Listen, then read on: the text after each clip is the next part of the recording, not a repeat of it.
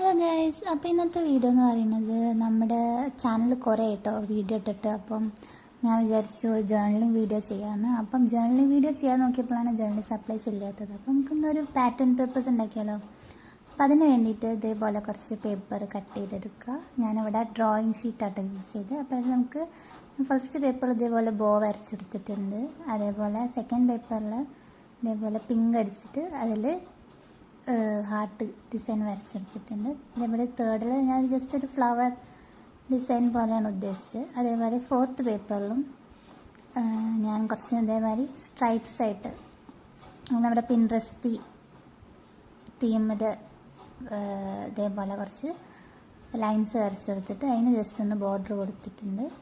So ഇതാണ് ഇന്നത്തെ നമ്മുടെ DIY പാറ്റേൺ പേപ്പർ. സോ എല്ലാം ട്രൈ ചെയ്ത് നോക്കുക, സബ്സ്ക്രൈബ് ചെയ്യുക. ബൈ.